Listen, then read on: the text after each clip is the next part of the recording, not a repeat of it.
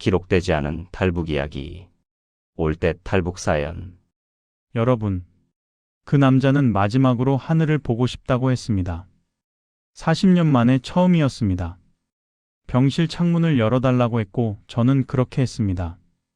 그는 창밖을 한참 바라보다가 제 손을 꼭 잡고 말했습니다. K요원님, 저는 오늘 죽어도 여한이 없습니다. 도대체 무슨 일이 있었기에 40년 동안 하늘을 보지 못했을까요?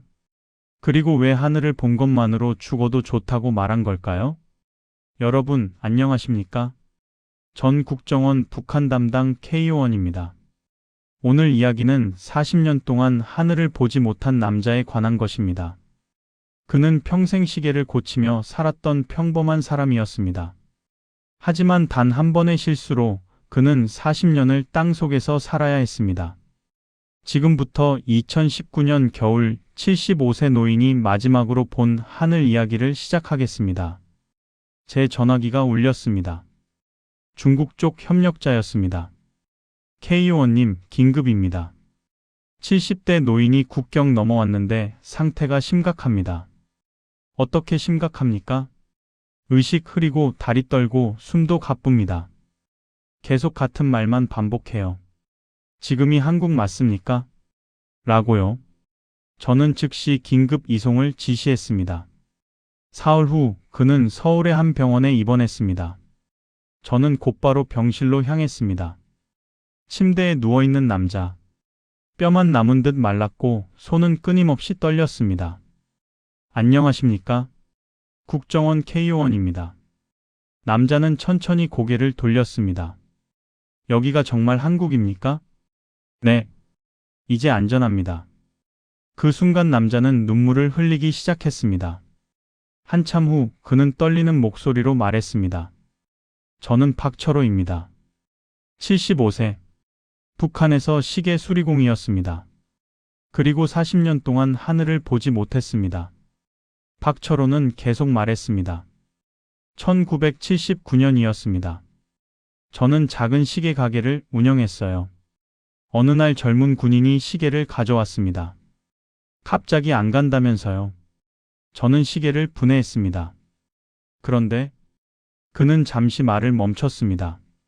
시계 안에 작은 라디오 부품이 숨어 있었습니다.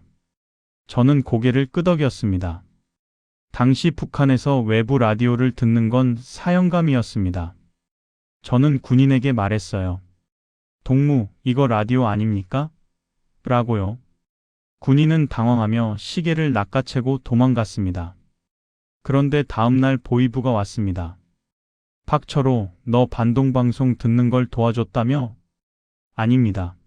저는 몰랐습니다. 시계 안에 라디오 있는 걸 알고도 신고 안 했잖아? 아무 소용 없었습니다. 그날로 박철호는 반동 협조자로 낙인 찍혔습니다. 그리고 수용소로 끌려갔습니다. 그 후로 40년 저는 땅속에서 살았습니다. 수용소는 땅 깊은 곳에 있었습니다. 햇빛 없는 막사. 하루 18시간 광산 노동. 하루 두 끼 옥수수죽 반 그릇. 겨울에는 영하 20도에서도 일했습니다. 많은 사람이 죽었습니다. 저는 감정을 버리고 살았습니다. 생각하지 않으면 아프지 않으니까요. 박철호는 40년을 기계처럼 살았습니다. 하늘은 없었습니다. 구름도 별도 달도 없었습니다. 2019년 여름, 75세가 된 박철호. 어느 날 젊은 수감자가 종이 쪽지를 건넸습니다. 쪽지에는 이렇게 적혀 있었습니다. 남쪽에는 가족 없어도 혼자 살 수 있다네요. 할아버지, 가서 하늘 좀 보세요. 그 순간 박철호의 가슴이 뛰었습니다. 40년 만에 처음 느끼는 감정. 하늘. 그는 40년 동안 하늘을 본 적이 없었습니다. 막 쌓인 창문 없고 광산은 어둡고 밖에 나가도 고개 들면 맞았습니다. 나는 하늘을 보고 싶다. 그날 밤 그는 결심했습니다. 남은 생이 하루라도 사람답게 살겠다. 2019년 11월 어느 밤 폐쇄된 배수로로 빠져나갔습니다. 손전등 불빛, 개 짖는 소리, 숨죽이며 기어갑니다. 언손으로 바닥 짚으며 한 걸음씩 산길, 가파른 비탈, 거의 기진맥진. 하지만 멈출 수 없습니다. 하늘을 봐야 한다. 새벽 4시 두만강 도착. 강은 얼어 있습니다. 하지만 완전히 얼지 않았습니다. 조심스럽게 얼음 위를 걷습니다. 뚝. 얼음이 깨집니다. 물속으로 빠집니다. 뼛속까지 차가운 물. 필사적으로 바위를 붙잡습니다. 떨리는 손으로 있는 힘을 다해 겨우 빠져나왔습니다. 온몸 젖었지만 계속합니다. 마침내 중국 땅. 몇 시간 후 공안이 발견합니다. 더 이상 도망칠 힘 없습니다. 공안은 그를 보더니 망설입니다. 그리고 자신의 외투를 벗어 씌워줍니다. 할아버지 빨리 가세요. 저쪽 3km에 한국 협력자 있어요. 박철호는 믿을 수 없었습니다. 고개 숙여 감사 인사하고 다시 걷습니다. 3km. 마지막 힘을 짜내어 병실에서 40년 이야기를 다 마친 박철호. 그는 조용히 말했습니다. K의원님 창문 좀 열어주실 수 있습니까? 물론입니다. 저는 창문을 열었습니다. 따뜻한 햇살이 들어왔습니다. 박철호는 천천히 몸을 일으켰습니다. 그리고 창밖을 바라봤습니다. 파란 하늘, 흰 구름, 날아가는 새. 그는 한참 동안 말이 없었습니다. 그저 하늘만 바라봤습니다.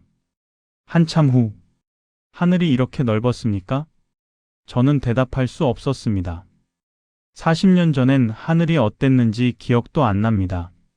하지만 오늘 이렇게 보니까 참 아름답네요. 눈물이 흘렀습니다. 저도 함께 하늘을 바라봤습니다. 며칠 후 박철호는 몸 상태가 많이 좋아졌습니다. 그는 병실을 걸어다니기 시작했고 밥도 제대로 먹기 시작했습니다. 어느 날 저를 보더니 말했습니다. K의원님, 제 시간이 다시 시작된 것 같습니다. 무슨 말씀이십니까? 40년 동안 제 시간은 멈춰 있었어요. 똑같은 하루의 반복이었으니까요. 하지만 여기 와서는 매일이 새롭습니다. 아침 햇살도 새롭고 간호사 목소리도 새롭고 밥 냄새도 새롭습니다. 이게 사람 사는 거였구나 싶어요. 일주일 후 박철호는 저에게 작은 선물을 건넸습니다. 나무로 깎아 만든 시계였습니다.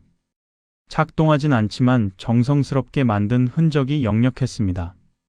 시계 뒷면에는 삐뚤삐뚤한 글씨. 고마웠습니다. 왜 주시는 겁니까? 저는 평생 시계를 고쳤지 않습니까? 그런데 정작 제 시간은 40년 동안 멈춰 있었어요. 하지만 오늘 제 시간이 다시 시작됐습니다. K의원님 덕분입니다. 저는 그 시계를 소중히 받았습니다. 퇴원 후 박철호는 작은 원룸에서 생활했습니다. 하지만 그에게는 매일의 루틴이 있었습니다. 아침 7시 일어나서 창문을 엽니다. 하늘을 5분간 바라봅니다. 아침 식사 후 근처 공원으로 갑니다. 벤치에 앉아 또 하늘을 봅니다. 점심 후에도, 저녁 전에도, 잠들기 전에도 그는 하늘을 봤습니다. 마치 40년 동안 못 본 것을 채우려는 듯. 2020년 봄. 그는 공원 벤치에 앉아 하늘을 보고 있었습니다. 제가 옆에 앉아 그는 말했습니다. 여기 공기는 참 부드럽군요. 부드럽다니요? 수용소 공기는 항상 무거웠어요. 그는 깊게 숨을 들이마셨습니다. 천천히 내쉬었습니다. 이게 자유겠죠? 시간이 지나며 박철호는 이웃들과도 친해졌습니다. 같은 아파트에 사는 70대 할머니가 김치를 갖다 주었습니다. 할아버지 혼자 사시니까 드세요. 박철호는 처음에 어색해했습니다. 40년 동안 누군가의 친절을 받아본 적이 없었으니까요. 하지만 점점 익숙해졌습니다. 고맙습니다. 정말 고맙습니다. 그는 그 할머니에게 나무 조각 새를 선물했습니다. 제가 만든 겁니다. 할머니는 그걸 받고 기뻐했습니다. 그는 매일 일기를 썼습니다. 오늘 하늘은 맑았다. 구름이 양 같았다. 새가 날아갔다. 자유로워 보였다. 짧은 문장들이었지만 그에게는 소중한 기록이었습니다. 2021년 봄. 박철호는 처음으로 한국의 봄을 맞이했습니다. 벚꽃이 피었습니다. 그는 공원에서 벚꽃을 보며 말했습니다. 이렇게 아름다운 게 있었구나. 그는 벚꽃 아래 앉아 한참을 있었습니다. 바람이 불 때마다 꽃잎이 흩날렸습니다. 꽃도 하늘에서 내려오는구나. 2021년 여름, 박철호의 75번째 생일이었습니다. 이웃 할머니들이 작은 파티를 열어줬습니다. 미역국, 잡채, 김치전, 그리고 작은 케이크. 할아버지 생신 축하드려요. 박철호는 처음에는 어리둥절했습니다. 이런 거 안 해도 되는데. 하지만 곧 눈물을 흘렸습니다. 고맙습니다. 정말 고맙습니다. 그날 밤 그는 일기에 이렇게 썼습니다. 오늘 처음으로 생일상을 받았다. 행복했다. 2022년 봄, 박철호는 갑자기 몸이 안 좋아졌습니다. 병원에 입원했고 저는 그를 찾아갔습니다. 그는 침대에 누워 있었지만 여전히 창밖을 바라보고 있었습니다. K요원님 오셨군요. 어떻게 지내십니까? 괜찮습니다. 의사는 얼마 안 남았다고 하더군요. 그는 담담하게 말했습니다. 하지만 저는 괜찮아요. 왜 그러십니까? 저는 이미 충분히 살았으니까요. 40년 동안 멈춰있던 시간을 마지막 3년 동안 다 살았어요. 하늘도 봤고, 봄도 봤고, 친구도 생겼고, 생일도 축하받았어요. 이제 여한이 없습니다. 며칠 후 박철호의 상태가 더 나빠졌습니다. 저는 밤새 그의 곁을 지켰습니다. 새벽이 되자 동쪽 하늘이 밝아오기 시작했습니다. 박철호는 창밖을 바라보며 말했습니다. K요원님 해가 뜨네요. 네, 해가 뜹니다.